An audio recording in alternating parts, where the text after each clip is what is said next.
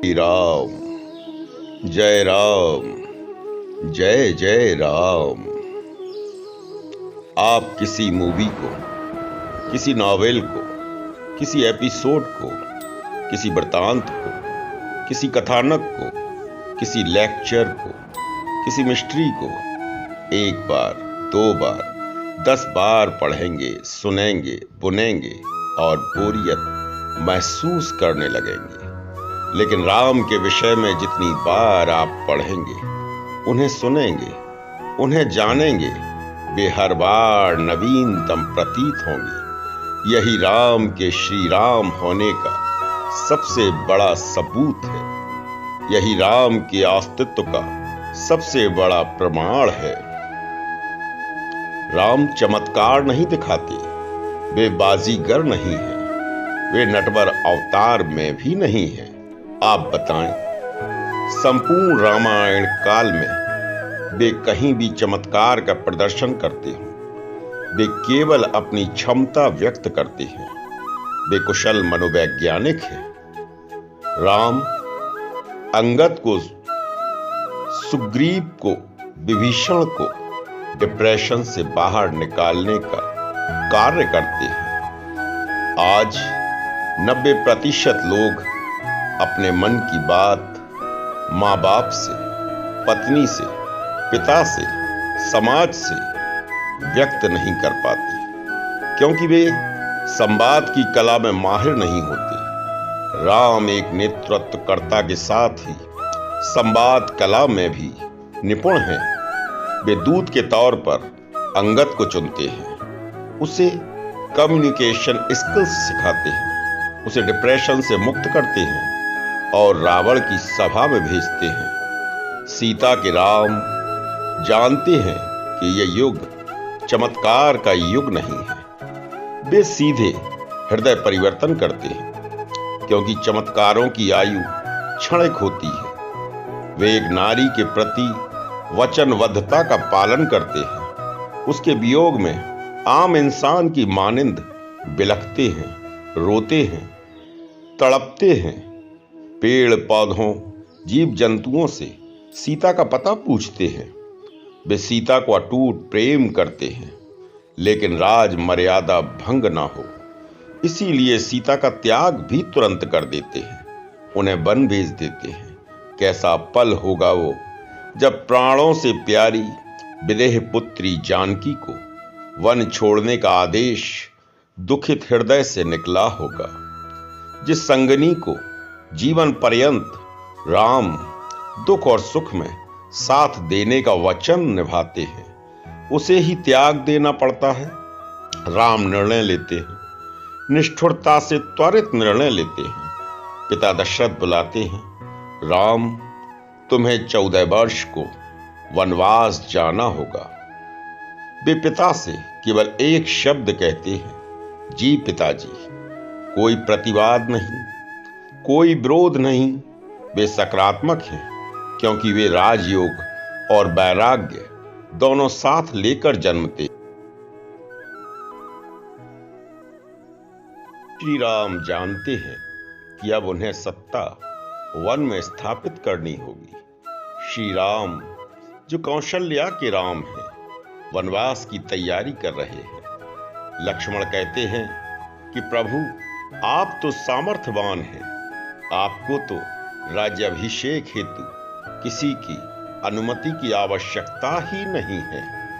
आप चाहें तो एक क्षण में अयोध्या की सत्ता आपके अधीन होगी। लेकिन श्री राम सौम्य मुस्कान के साथ अपनी बात को कहते हैं कि हे लक्ष्मण, मुझे इससे 3 महापातक लगेंगे।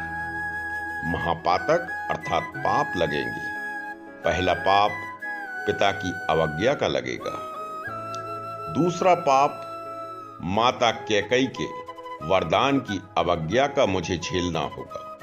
और तीसरा जघन्य और घनघोर पाप भाई भरत के प्रति द्रोह का पाप होगा। अब तुम मुझे बताओ लक्ष्मण, मैं अपने राज्याभिषेक के लिए पहला पाप कौन सा करूं? लक्ष्मण, मौन हो जाते हैं।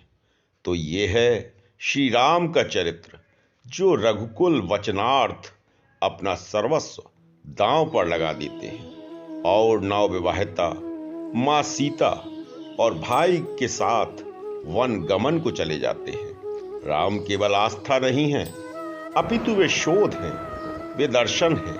राम विज्ञान है, राम मनोवैज्ञानिक हैं, राम गृहस्थ हैं, राम संत हैं, वे श्री राम हैं। अंतर्राष्ट्रीय स्तर पर उन सभी बंधुओं को साधुवाद, जिन्होंने संप्रदाय की सीमा से परे जाकर राम को मेरी कलम के माध्यम से पढ़ा और समझा। राम जो युगों युगांतर से सदैव अपने मध्य जीवंतता और सकारात्मकता की स्वीकृति देते आए हैं, वे मजहब और देश विदेश की सीमाओं से परे हैं। वे कभी दावा नहीं करते कि वे ईश्वर हैं अथवा अवतार हैं। शायद इसीलिए वे चमत्कृत नहीं करते। वे छोटों को उठाते हैं, गले लगाते हैं। वन में वे आदिवासियों, वंचितों, शोषितों, पशु पक्षियों और बानरों को गले लगाते हैं। वे अपना परिचय केवल और केवल दशरथ पुत्र राम कहकर देते हैं। वे अपने द्वारा किए गए महान कार्यों का श्रेय भी दूसरों को देते आए हैं। राम युग दृष्टा हैं, वे महानायक हैं। जटायु को अश्रुपूरित श्रद्धांजलि अर्पित करते हैं। राम बिलख बिलख कर रोते हैं। जटायु जैसे गिद्धराज को अपने पिता तुल्य मानकर श्री राम उनका अंतिम संस्कार करते हैं। वे कहते हैं कि पिता दशरथ की अंत्येष्टि में तो राम शामिल नहीं हो सका,